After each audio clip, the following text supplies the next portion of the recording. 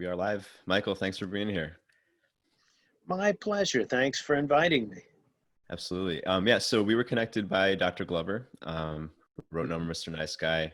And you wrote a book that's coming out this week, The Hero's Journey, No More Mr. Nice Guy, The Hero's Journey. I went through it. I love the concept. Before we dig into the material, could you share a little bit about your nice guy story? I know you worked with Dr. Glover, and a lot of this book was driven by your personal life, right? Yeah, absolutely.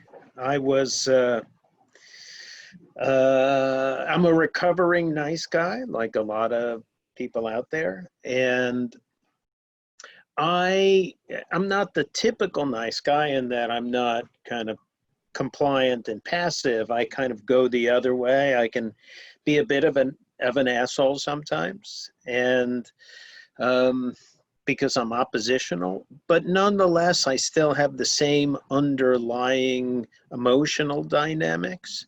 And that made the book really resonate for me. I thought that I had, I was in therapy when I read the book, and I thought I had like a zillion different issues, like I was in the middle of a swarm of bees. And reading Dr. Glover's book kind of made sense. Like suddenly the swarm of bees had a hive and a queen. It all made sense. And so I started working with nice guys, and at the same time I trained with Dr. Glover, and he and I became friends.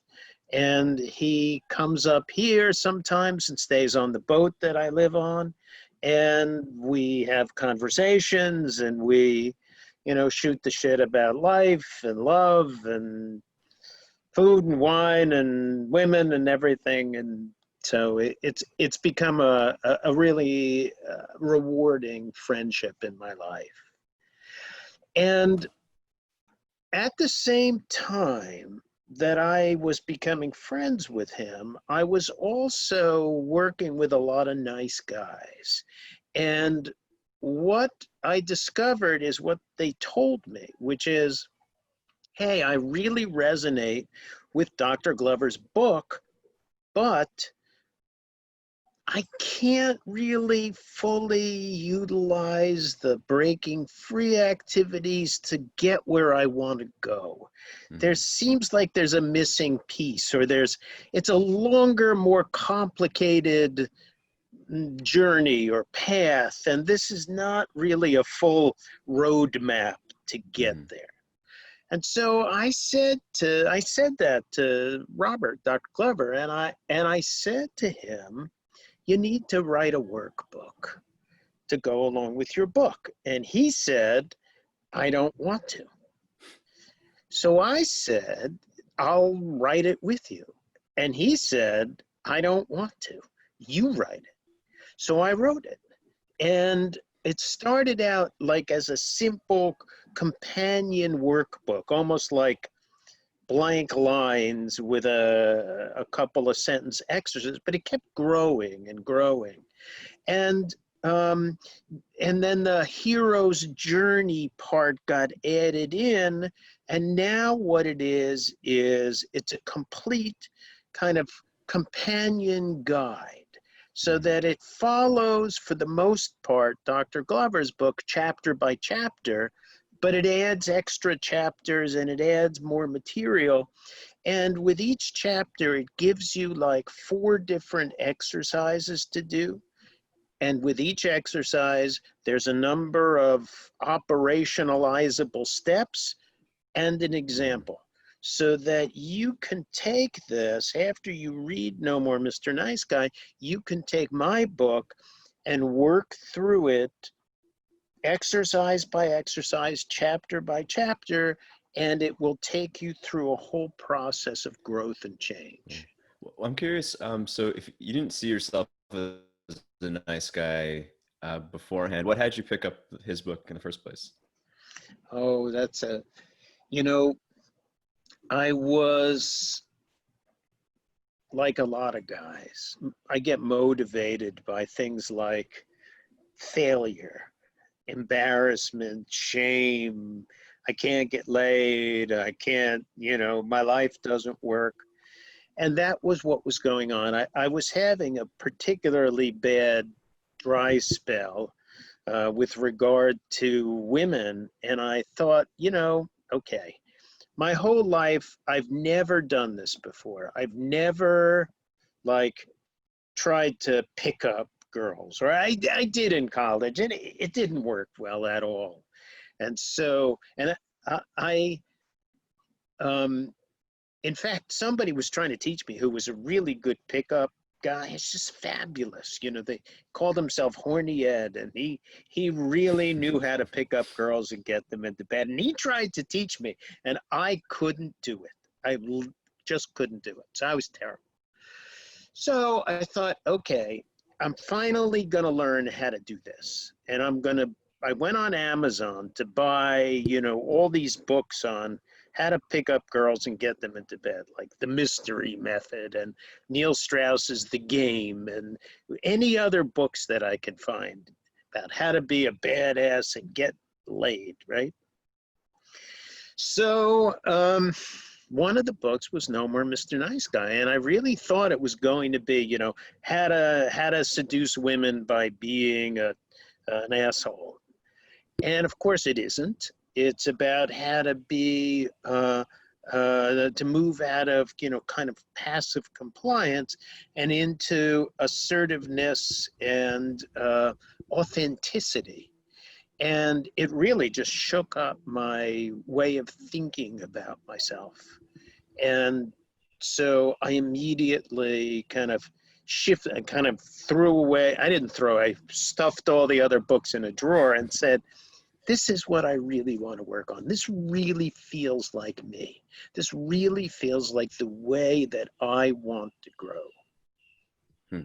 Yeah, one thing I found personally interesting about your book is you listed examples of like, if you have this, like one I want to talk about is monogamy with your mother, like a mother complex. You don't use that term, but and you listed different traits. And because when I found Dr. Glover's book, I had already gone through a journey of like going through the pickup world and different men's development. I was pretty okay with women by the time I found his book. I wished I read it a long time earlier, but when I read your book and I was going through this, I was like, oh shit, I have these behaviors. Like I don't have the problem that I used to have, but I still have these behaviors. And if I'm honest, like I don't have issues with women that I thought were the issues, but I still have issues, right? Like I still have problems. And I was curious,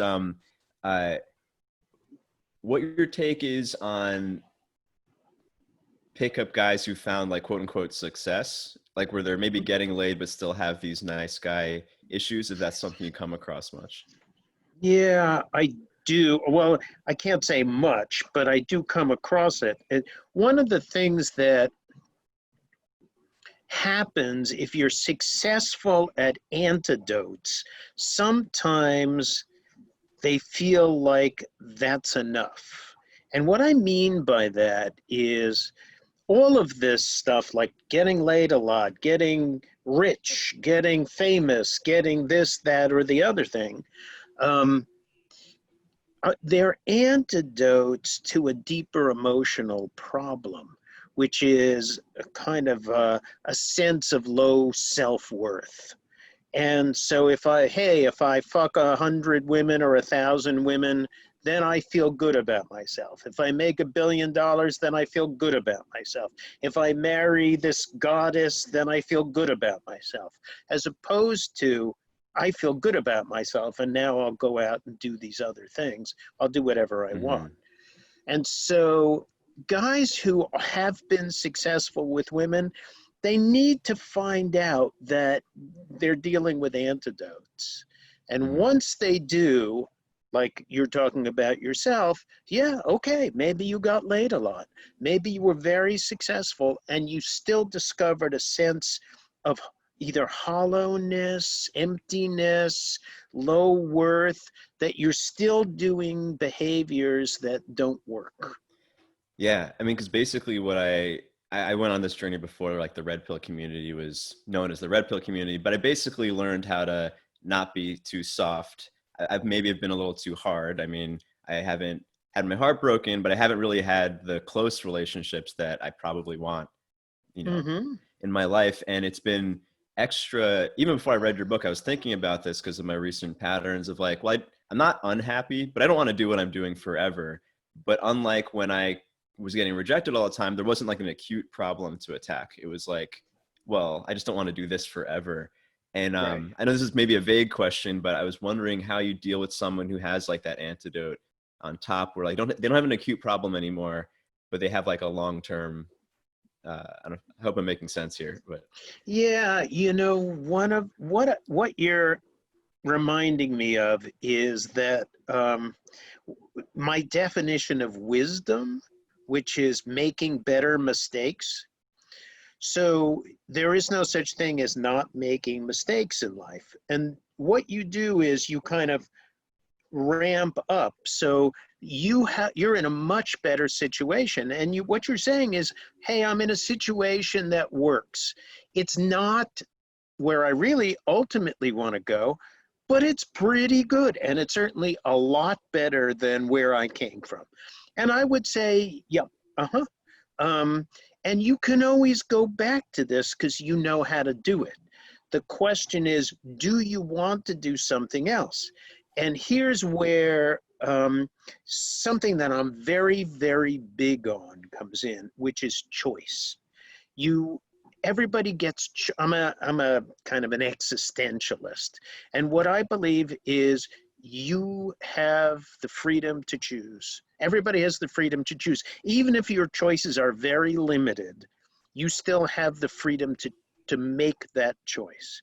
And so you have a choice of two very good options, which is you could stay doing what you're doing and you'll have success with women, but you won't have a close and intimate relationship. Or you can try to take a step towards an intimate relationship. You'll have to give up fucking a lot of women. It's mhm. one or the other because the woman that you're with isn't going to want you to, be sleeping around. They don't like that as a rule. Yeah, with the hero's journey concept that is like kind of the spine of your book. I have thought like a lot of what Red Pill teaches, for instance, or a lot of a pickup. Most men's coaching for nice guys, especially, there's like a stepping stone of becoming an avoidant, like going from anxious to avoidant, and you don't want to get stuck there. Like it's way better. I mean, it is way less heartbreaking for a guy to be in an avoidant mode than an anxious mode, which is why I think a lot of guys go there. But to be stuck there for the rest of your life, like you look back and realize you missed out on something Mm-hmm. really important.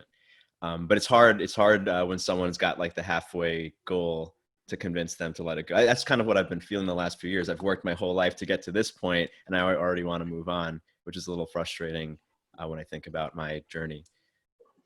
Well, wait a minute. I'm going to challenge you on this one. Sure. What's so frustrating about wanting to continue to grow?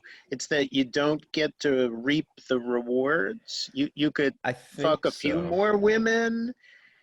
I think it is because when I was like really in my pain as like a really nice guy, like really pushover, what I imagined was the ultimate result was something that I've experienced now. And I thought this was the, like, once I get here, I'm done.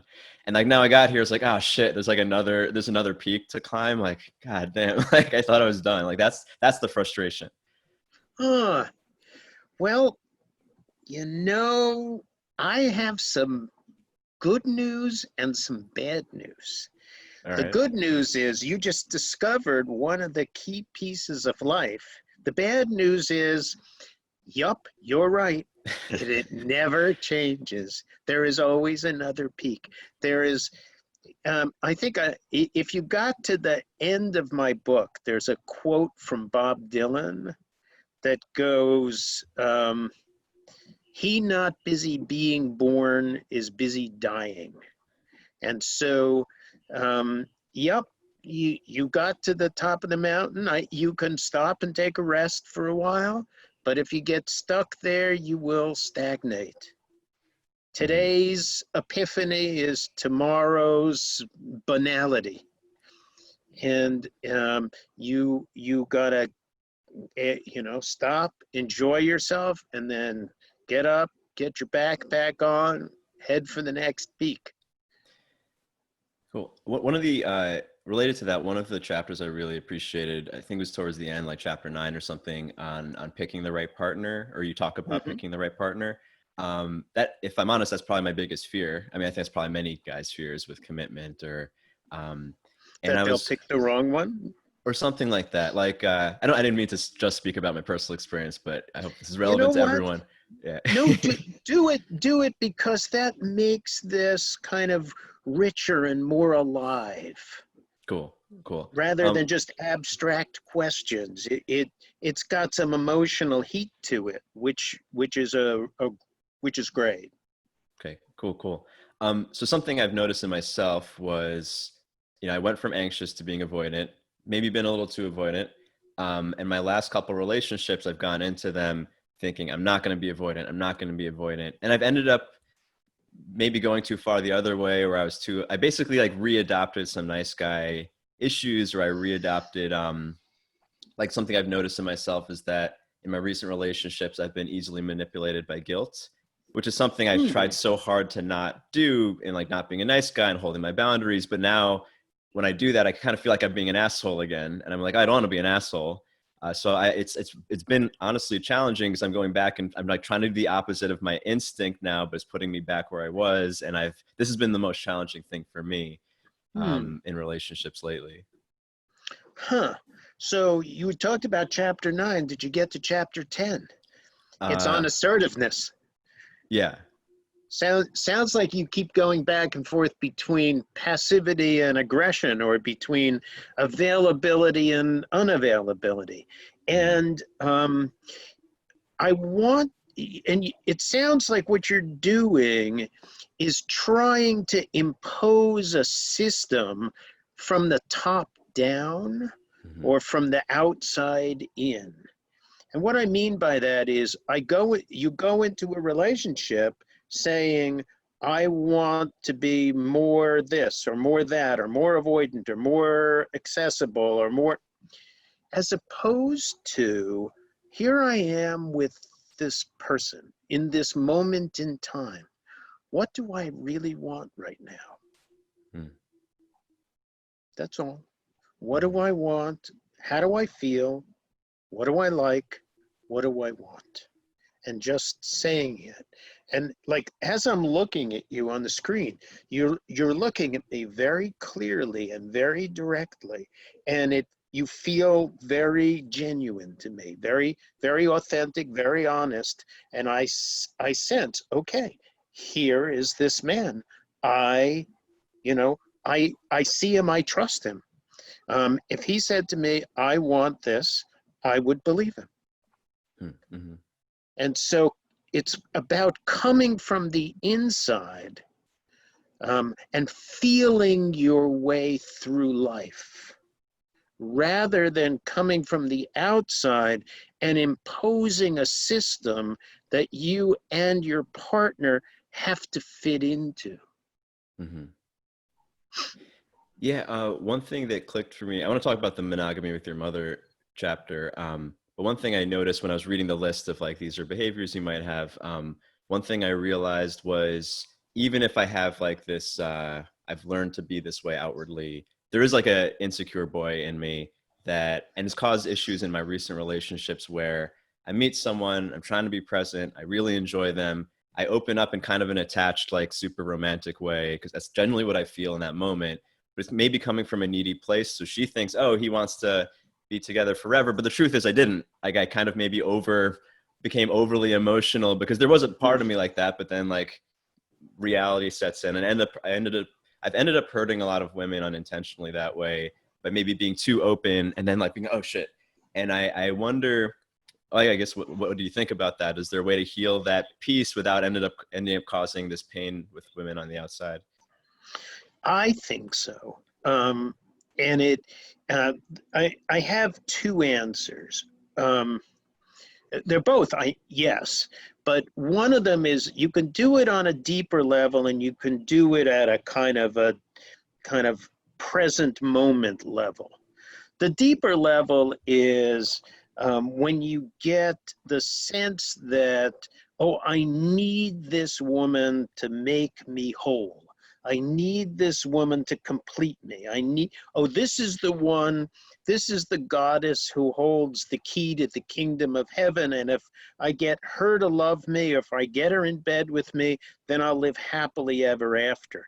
And that's what drives so many men and women to like move into commitment fast, like latch on before there's this tricky thing with if I don't like myself and I meet a woman, I'm going to try to convince her right away, because the longer it takes and the better she gets to know me, the more she's going to see what a loser I am, and the quicker she'll run away. So I need to nail her down before she gets wind of the truth. Now, of course, that's a story, and it isn't true. And so the big move ultimately behind all of this is going to be shifting out of this kind of core narrative of unworthiness and unlovability. The present moment, I have the way I think about dating, there are 3 phases. They're not really phases, 3 aspects, because they're not sequential necessarily, but they are interest, intimacy, and commitment. And I think I talk about them in the book. Interest is I enjoy, I like spending time with you, I like talking to you, I like going out to dinner with you. I'm interested in what you do, or how you sound, or what you feel like when I kiss you. This is all interest. I'm interested in you as a person. Intimacy is a slower process of getting to know somebody. Interest kind of peaks early. Intimacy takes a long time. Commitment, the third thing, actually is 2 different things. One is a sense of connection, and the second is a contract.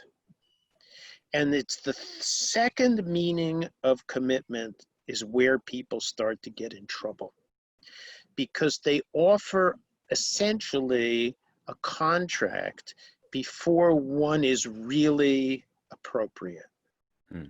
You want to get to know somebody before you make a contractual commitment.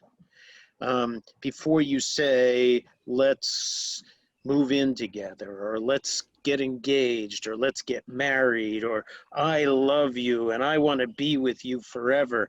Before you say that stuff, you might want to get to know the person. But that's not what people do. That's not what nice guys do. Let's circle back to the idea of, if I think I'm unworthy, if I think I'm unlovable, I have to get this woman nailed down fast. So before she discovers who I really am. And so I'm like proposing, on our first date, where I'm already talking about how we're going to have a wonderful vacation in Tahiti, or what kind of house do you want to live in, or what should we name our children? And if you're at that point, if you're proposing marriage on the first date, you're doing commitment before intimacy. Well, that resonates scaringly well. In my last 2 relationships, because I was trying so hard to not be avoidant, and I'm so embarrassed to admit it, but we moved in together really quickly. I bought a car with one because I was like, it was actually in the moment where I was feeling myself pulling away. I was like, oh, I better do something that would make it painful for me to leave financially. So we bought a car together. Like, now I'm stuck. Now I'll stick it out for real. That was that was among the stupidest things I've done, I think. Right. Well, you could have done a couple of stupider things, like buy a house or have a child. That's what a lot of people do, and that's the big mistake, because now you are really tied for decades. So pay attention to the process of intimacy. So the present moment thing you can do is ask yourself, how well do I really know this person? How um, can I answer questions like, what would she do in this circumstance? Could I trust her in that kind of situation? Um, do I know that she really cares about me? When the chips are down, will she have my back? Is she a genuinely happy person? How's our sex life? Not for the first month or two. How's our sex life 2 years down the road? Are we compatible emotionally? Do we care about each other? All of these kinds of things, all of these kinds of questions need to be answered. And then you can start to make lifetime commitments. Hmm.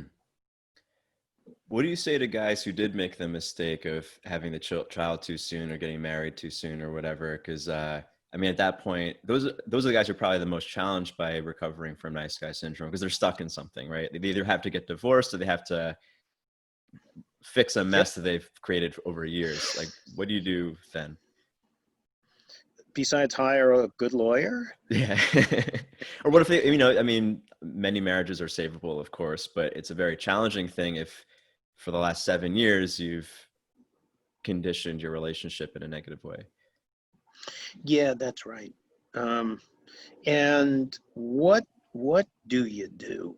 And I guess what you're talking about is somebody who's still in that marriage, Hmm. let's say married with one or two children, and they're reasonably young. So one is 5 and one is 3, or one is Hmm. 6 and one is 4, or something like that. Yeah. Um, it's a difficult situation. It's a hard one to break. Um, and I come back to the idea of decisions. For every path that you walk down in life, there's a million other paths that you didn't walk down. And every path that you walk down, you get something and you give something up.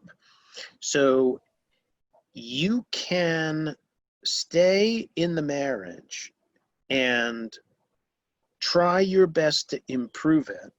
And that, to me, would be the first step, which is do your nice guy recovery seriously and give your partner a chance to change with you.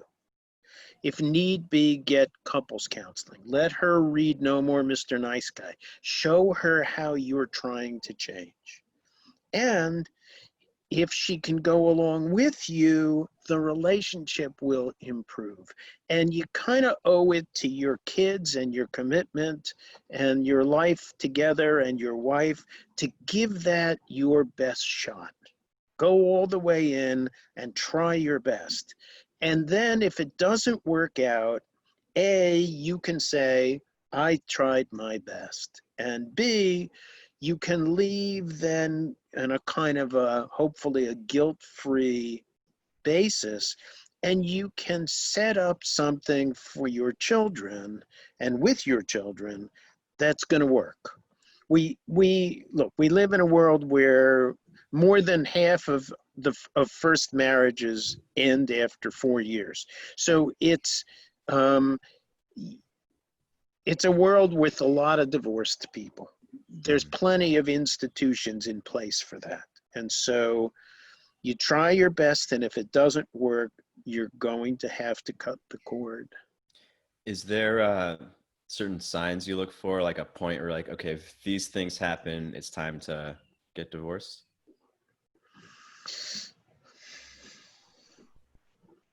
Yeah. Um, Specifically with regard to nice guy recovery, I would watch for my wife's reactions to the changes I was making. So does she support them? Is she excited about them? Is she working with me? Or is the relationship improving as a result of it? Or is she fighting? Is she resistant? Or uncooperative. Mm-hmm. I'll tell you a quick story. I use in my therapy, when nice guys would come, and one of the first things that I had them do, which is a big way out of nice guy syndrome, is to get in touch with what you want. You can't take the lead and set the tone, which is what Robert Glover talks about, if you don't know what you want. I'm sorry, I have a little noise in the No problem. background. There's a boat going by. Mm-hmm.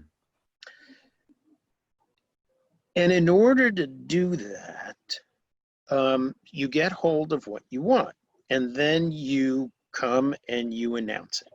And then when you announce it, you see what your partner has to say, and then you negotiate from there. And so I like to use restaurants. It's kind of low key, like, what do you want for dinner? Nice guys always go, well, what do you want for dinner, right? And, oh, you want Italian? I'll take you for Italian. All right. So I have them say, okay, they go off by themselves, they figure out what they want, they come to the partner and say, honey, I want Italian tonight, and see what the partner says. So this guy, he was doing that. And the first time he did it, he went to his wife and he said, honey, I want to go to this Italian restaurant tonight. And she said, I don't want Italian food. So, because I had trained him, right? I had worked with him. He knew what to do next.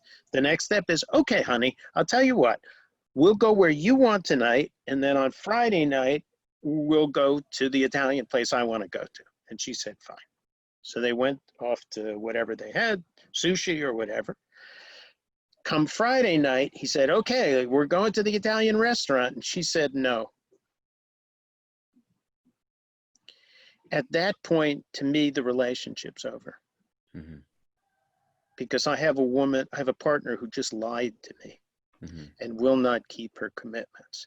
Mm-hmm. Now, I'm not going to walk out the door. And in fact, he had a small child. He had a 3-year-old son that he mm-hmm. loved. And so he wasn't going to leave the marriage. So you could work on that. You could say, hey, look, if it's me, I'm going to say something like, wait a minute, we made an agreement. And it hurts me and it pisses me off that we made an agreement and you're not honoring it. If a woman did that to me, I was married to her with a child and I wasn't ready to just simply walk out the door. If I was dating, that would be the last time this woman ever saw me. But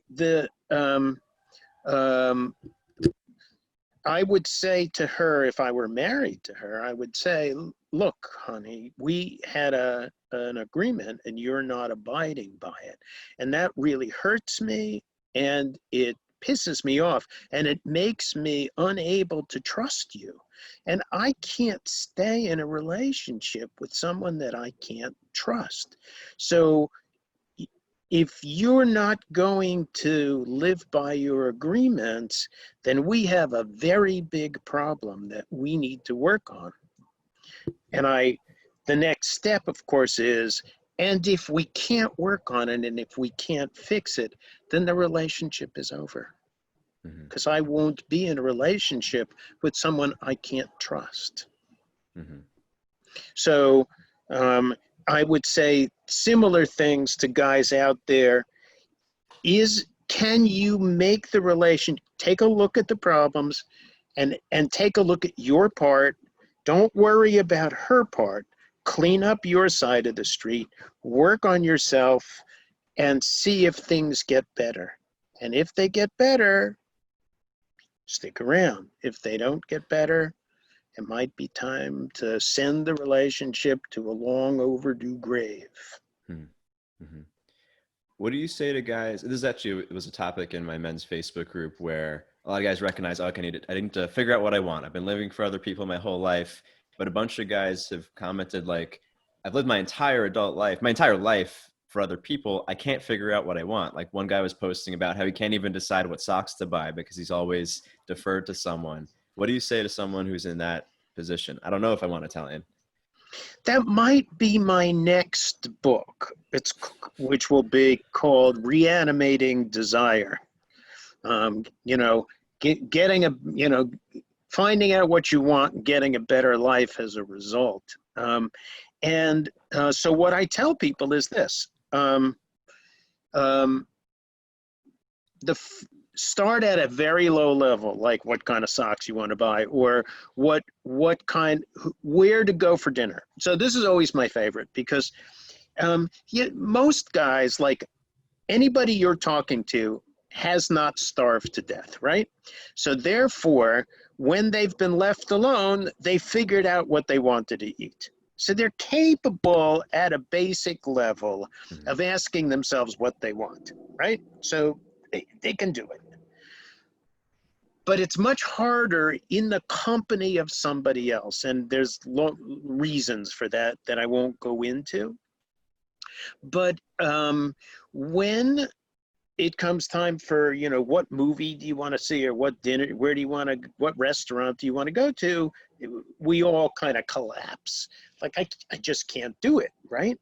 Okay. So what I tell people is go off by yourself somewhere. Lock yourself in the bedroom, lock yourself in the bathroom, go sit in your car, take a drive, take a walk the dog, do something, get away from all other human beings, and ask yourself, what do I want in this situation?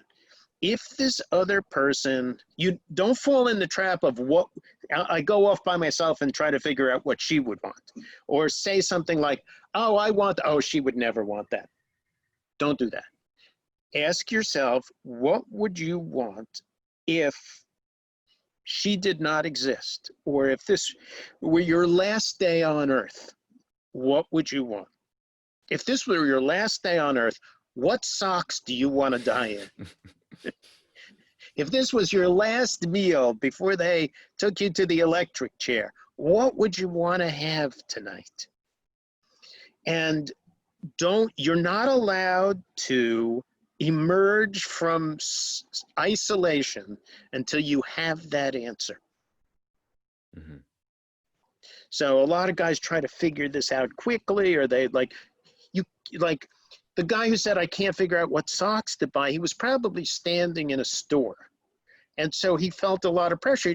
He's not going to take an hour to and lock himself in the dressing room to figure out what socks to buy, right? So, and he might be there with his wife or his girlfriend who's going, I want to get to the dress department. So, it takes time. So you need to take the time, whether it's 15 minutes, an hour, whatever it takes, take the time. And then, and that, in the beginning, it'll take an hour to figure out, oh my God, I don't know what I want. Then it takes a half hour. Then it takes 10 minutes. And finally, you can go, let's go have sushi. There's a learning curve, but the learning curve, it will help you little by little get better and better at this. And so that's how you have to start doing it. Mm-hmm. Yeah. Per our first subtopic, something I've noticed in my back and forth with nice guyness is in my shorter term relationships or more casual relationships, I've gotten a common complaint from women that we always do what you want to do. And it usually comes in sometime down the road. We're always doing what you want to do. And I don't think much of it because I'm just doing what I want to do. This is what I've learned to do. Oh, good. And then, okay.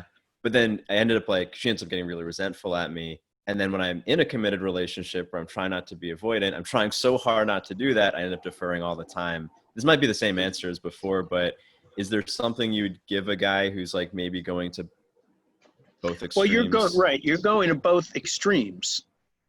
So, so there's some dynamic in operation where you can play both sides. You can be the agreeable, compliant one, or you can be the pushy boss.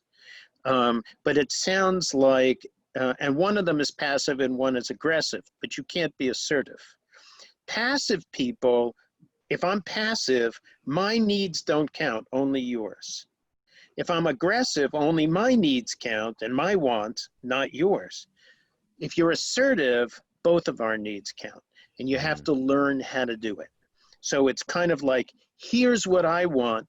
What do you want? Mm-hmm. And I want to hear what you want. And then I want us to talk about what we both want and figure it out together. So that if you want Chinese and I want Italian, I really, really do want us both to get what we want in some way. So we can have Chinese tonight and Italian tomorrow, or Italian tonight and Chinese tomorrow. We can go to the food court and you can have Italian and I'll have Chinese, or we can go to, we can say, fuck that, we can both go and have burgers or pizza, or we could, like, we'll figure it out. But both people's wants have to emerge rather than one dominating the other. And if the needs are emerging and it's still happening, then somebody's really dominating the other. And if a woman said to me, we always do what you want, I would stop and go, okay, let's look at that. How is that happening? One of the things that I like push really hard for everybody is curiosity. It is one of the great attitudes of life. I'm curious as to how this is happening. Am I bullying her? Am I saying it so loudly that her wants don't get heard? Is there a way that there's a subtle threat that I'm not going to love her if she doesn't go along with me? What's going on here that this is happening? I'm very curious. So it reminds me of like the leadership principle of identifying with the group instead of individuals, like getting out of that zero sumness. What I'm thinking though now, I mean, again, from my personal experience, is that I've been in those situations where I'm maybe steamrolling by accident. It's always in my assumptions that if she didn't want to do it, she would tell me, but she's not, maybe she has a nice girl syndrome. And it could be, it could be my selection process that I'm picking anxious people to match my bad pattern.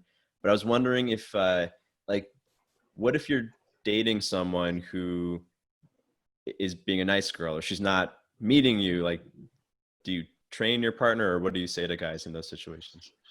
Well, yeah, what I would say is, and this is really kind of true, a lot of nice guys, in my experience, nice guys tend to date two kinds of women.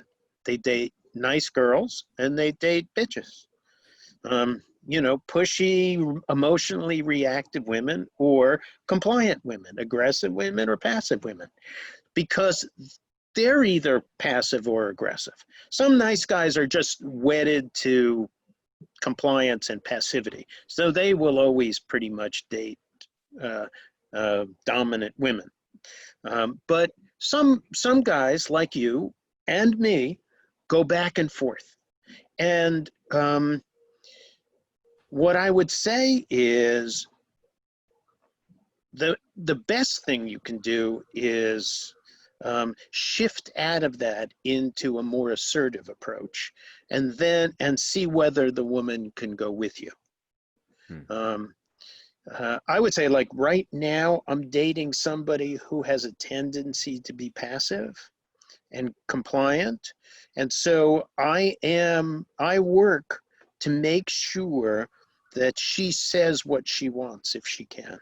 So, because I know she has that tendency, and I really do want to help her to fight against it. So if I say, I want, Italian food, and she says, okay, I don't simply accept it. I say, you said that really fast. Do you actually want Italian food? I know I want Italian food, but do you?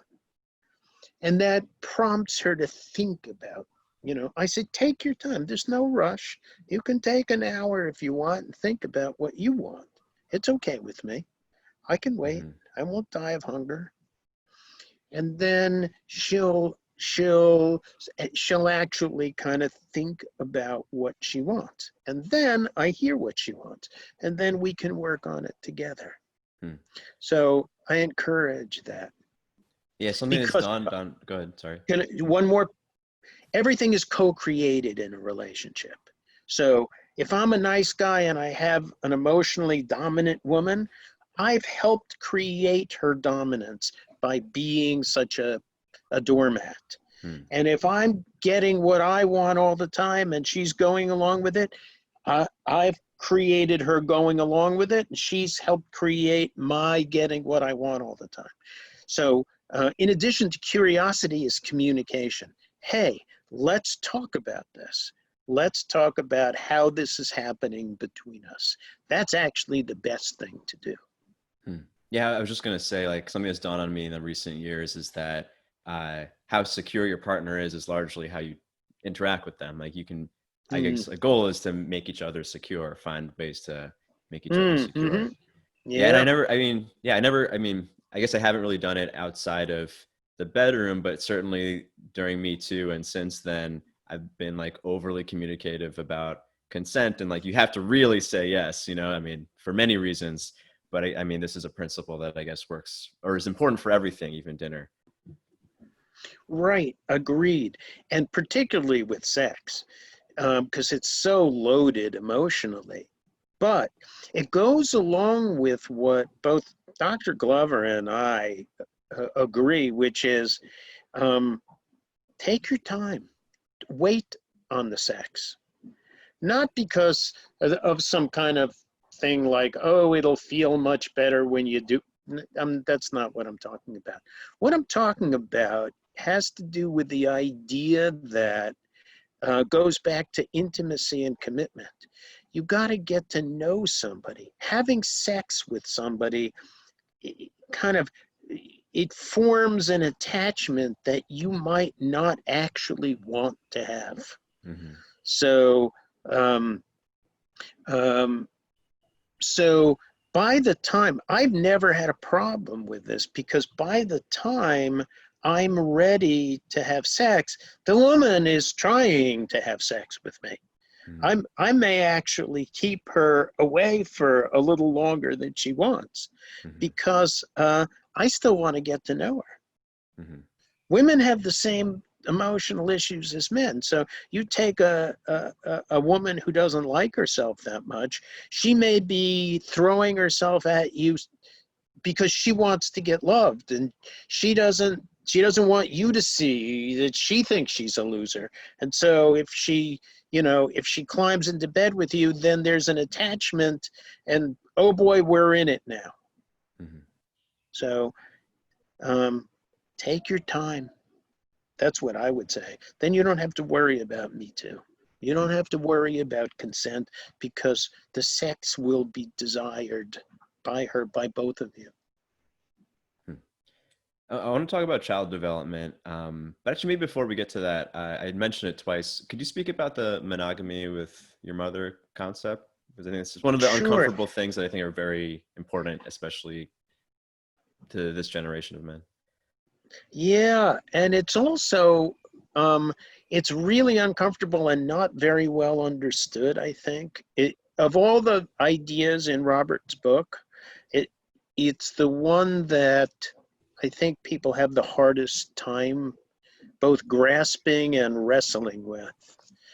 And the way I understand it has to do with this idea that um, I'm going to use we're on camera, right? So I can Mm-hmm. use a visual metaphor, Mm-hmm. right? So when you are born, let's say you are unformed. This is an unformed baby, and Mm-hmm. it can be any shape, right? And it comes into an environment because the family pre-exists the child, right? So if the environment looks like this, the child will look like this. If the environment looks like this, the child will look like this. If it's like this, the child looks like this, right? And now, if you have an environment that looks like this and you kind of fit in, right? When you leave that environment, you are going to look like this. Mm-hmm. If you meet somebody that looks like this, there's no connection, no connection, no connection. But if you meet somebody that looks like this, there's a connection. So the monogamy to mother is thisness. It's the way that you were formed, To and the match your way that mom. you, that's right, to match your mother, and the way, the fact that when you go out in the world, you are, this means connection to you. This does not mean connection. This means love. This does not mean love. This means attachment. This does not mean attachment.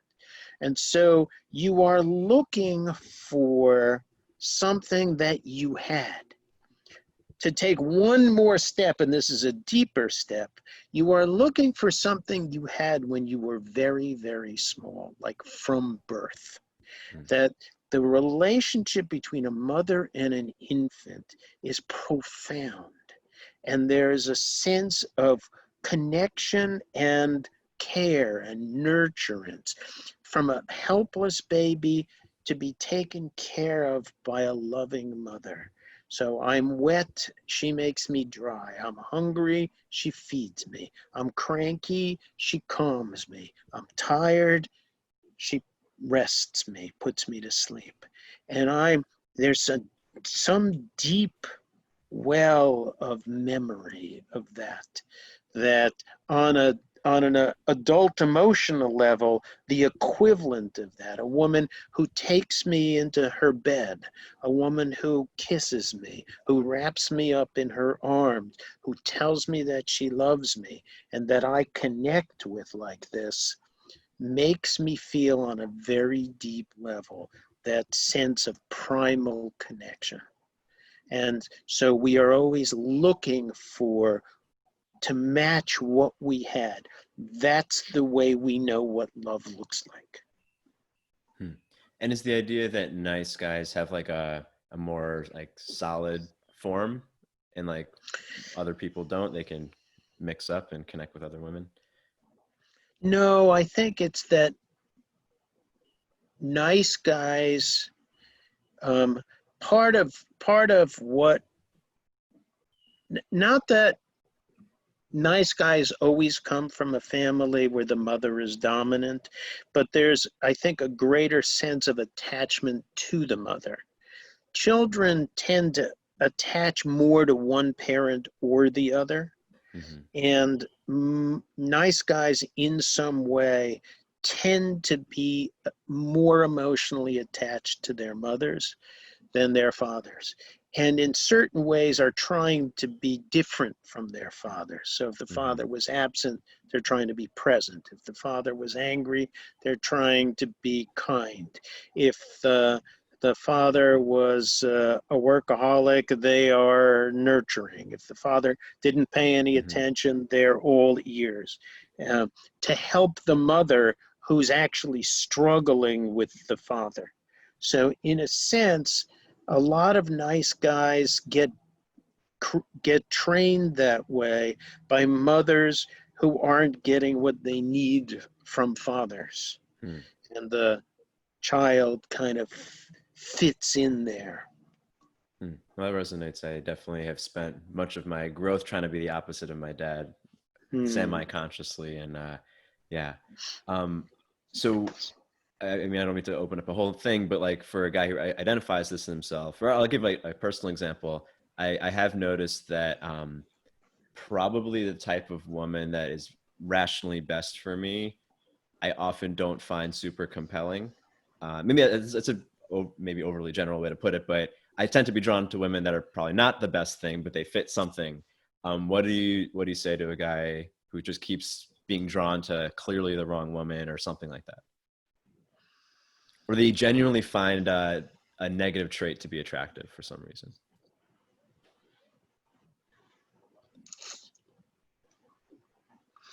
So, of course, you want to take a look at what are the negative traits that, or the traits that you're calling negative, that are drawing you.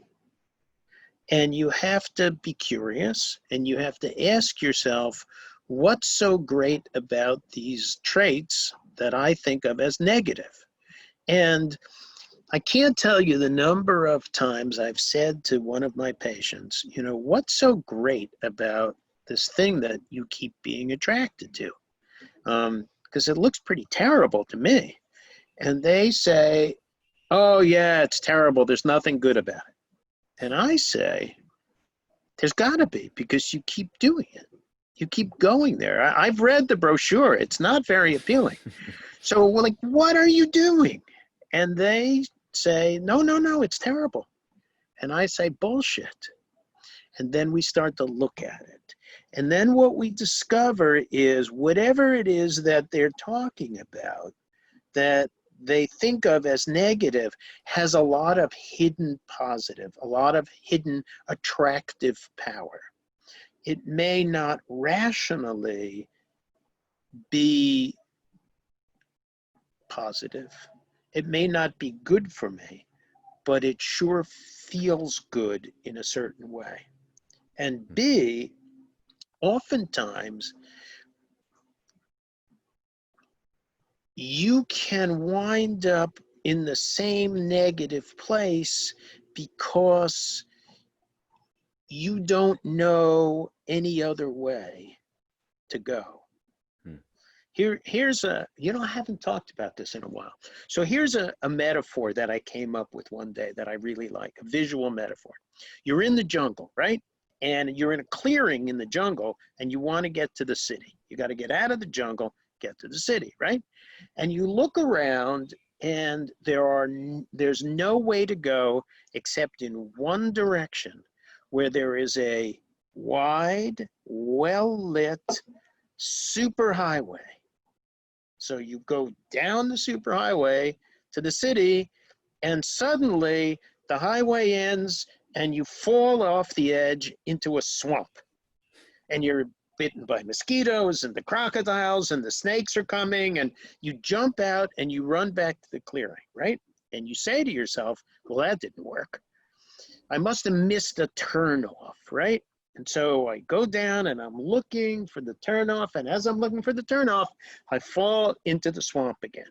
I go back and I just keep going down the same road because I'm trying to get someplace. And I don't, and this is the only place it leads. So then the question is, so how do you get out of the jungle and into the city? The answer is you must go through the jungle. It's dark. It smells bad. It's fucking scary. There's shit in there that can eat you, but that's how you have to go. You have to go in a different direction, whether you like it or not. And that's what's going to help you to not go to the places that you've been going. Yeah. Do you mind if we go a little over the hour? I have just a couple. So yeah, sure. Okay. Go Yeah, ahead. the pattern that I've noticed in myself, and I'm like, I can't believe this is a thing for me, but the women I've ended up committing to or trying to commit to have been like really angry feminists, like man-hating to some degree. And I recognize, like, why do I always end up with these women? I think there's some part of me, or maybe some ego side, that's like, well, if I can put an angry feminist in her feminine, that must be, and I'm a masculine guy. Like, I think that's, I think from my own self-analysis, I think that's what I've been going for. Like, this is proof that I'm a cool dude if I can make an angry woman like me.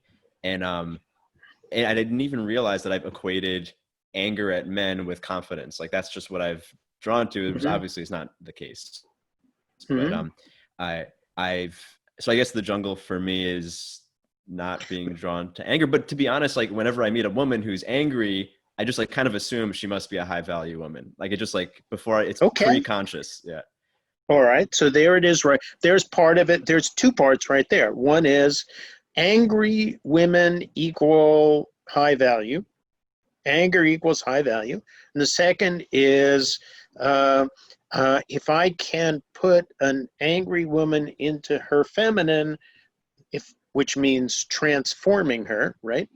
Then I must be a cool dude. And I would add, feminism is a particularly um, um, seductive thing for nice guys, a seductive approach. Let's go back to the fact that you spent a lot of time being different from your father, which probably means being taking care of your mother and making her happy in some kind of a way. Yes, no? Kind of. I mean, yeah, I'm not totally sure. I mean, I've been avoidant with my mom too as a young man, but Okay. I'm thinking much younger. I don't mean okay. as a young man, as a boy, Yeah, I guess so. as an Yeah. 8-year-old boy or a 9-year-old boy. Hmm. Um, and the same. So there's the monogamy to mother. You're doing the same thing with angry feminist women. Like, I'm going to be the one who's different. Hmm. I'm going to be the one you can't get angry at Hmm. because I'm so cool. I'm going to be the one who isn't like all of the other men that you're complaining about or writing about or, posting about. I'm going to be the special one. Hmm. Yeah, yeah, that resonates for sure. Yeah. It just doesn't, it might resonate, but it doesn't work. Right. Yeah, Yeah. I tried it. It doesn't work. Yeah. Um, and it's so, in point of fact, it actually has the opposite effect. They either run over you or they complain about you. And then what happens is you start to twist yourself into a pretzel shape to prove that you're not like other men. That eventually happened in my last relationship. Initially, I was like, haha, I did it. She doesn't hate me. She doesn't hate men. She's seeing another way of looking at things. But then to ensure that she's maintained that perception of me, I started cutting corners on my own boundaries and things like that. Mm-hmm. Right. Um, Yeah. yeah. And it to me that doesn't work. What works is owning that you have bad qualities as well as good qualities. I Mm-hmm. think I have a section in the book in which I quote the great sage James Brown, who said, "You got to get down with your bad self." Mm-hmm. In other words, you've got to own all the part. This is what being an integrated male is. It's not being a good guy. Mm-hmm. It's being a complete person. There's a Roman playwright, famous Roman playwright named Terentius, who said, "Nothing that is human is foreign to me." So I, it, so everything that you can name is part of me. Is I'm capable. I'm capable of, happiness and sadness. I'm capable of love and lust and hate and self-hatred and greed and malice and spite and venom and stupidity and ignorance and limitations and everything else. And not only am I capable of it, I do it all the time, the good and the bad. Mm-hmm. And that's what being integrated means. It means accepting all of it and understanding that this is who I am. Hmm. Yeah, so some of my friends who I talk about this stuff with, I mean, they kind of tease me and they're like, there are women out there who won't guilt trip you and just like you the way you are. And it's been kind of like obviously that's true, but it's been a thing that I think assumed didn't exist for all the reasons we discussed. Ah, that's because you went to antidotes. Mm-hmm. So and I believe me, I got nothing against antidotes. Like if I were better at picking up women and getting laid when I was younger, I would have been much happier. So I got nothing against Mm-hmm. antidotes. Some of them are bad. I don't like alcoholism and drug abuse, but um, um, the if you get past underneath the antidotes. And if you didn't have antidotes and you were still the insecure boy, it's the insecurity that's the issue. Another way to understand the insecurity is I don't like myself very much. I'm scared of what the world is going to see or what it's going to do to me. And so when I deal with the underlying insecurity, then I can be okay. Then I like me or I accept me. And then when somebody else accepts me, then I can accept the acceptance. I can accept somebody loving me just for me being who I am. Mm-hmm. Yeah, that's great.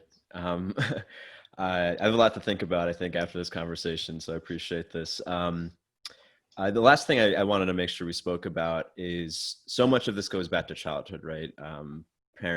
Parental patterns, things, I mean, most psychology has that assumption. What do you suggest to the parents of young boys or young people to raise them in a way that they don't develop this way? Is it playing sports? Is it treating them a certain way? Like, how does one model that and prevent such patterns in a person later in life? Good question. I personally, me being me, yes, sports is helpful, reading is helpful, education is helpful, all of that stuff is helpful. But to me, the single most important thing that a parent can do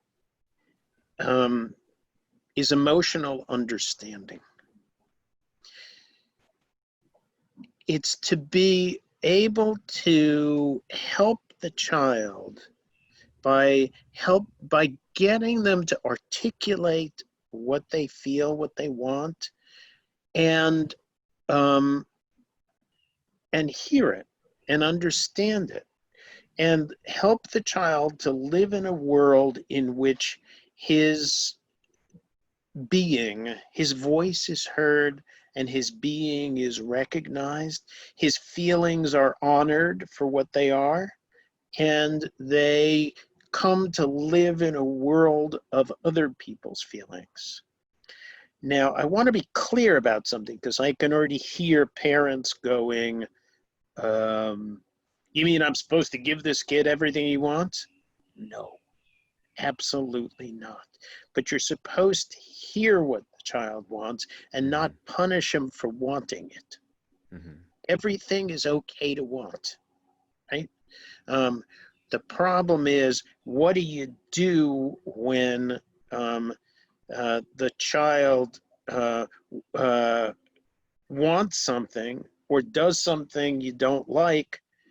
How can you honor their feelings and also not give it to them? And the answer is to hear it and to say, yes, I hear that you want it, and I think it's a cool thing to want. I'm not going to give that to you. And I get it that you're going to feel bad. And that's part of life. And children can learn that they can not get what they want and they will survive. So that they don't have to take drastic action, like turn to alcohol or something. Oh, I read a story. By the way, things are getting dark, and I can still see you fine. Okay, great. Yeah. So I read a story in the newspaper the other day. A 5-year-old was driving a car from Arizona to Los Angeles when he was stopped by the police. And they asked him, "What are you doing?" Right? And he said, I'm going to Los Angeles to Beverly Hills because I want a Lamborghini. Apparently, he'd asked his mother for a Lamborghini, and she didn't really handle it all that well. Interesting. And so he said, that's it. And he got in the car and he started driving to Los Angeles. He was just driving a little slowly, that's all. Huh. Interesting. Yeah, something that's clicking for me now is I think per your last point, I probably grew up assuming that I can't, it's not okay to want what I want. So I Hmm. either separate myself or I change what I want to match the supposedly loving environment, um, Hmm. which maybe is what a lot of guys do. Yeah. And I tell you what I did personally that helped me. I A lot of people throw around the word need as a synonym for want, but it's very different. Hmm. So need is always like, to me, it's always like in order to. Like I need X, I need air in order to breathe, or I need a car in order to get to the store, right? And I need to put gas in the car to make the car go. Okay. Um, but a lot of people use the word need in an emotional context. I need you to love me. I need you to care whether I, get an A on my report card. That's not a need, that's a want.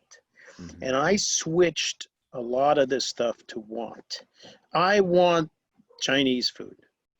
I need food in order to survive, but I don't need Chinese food.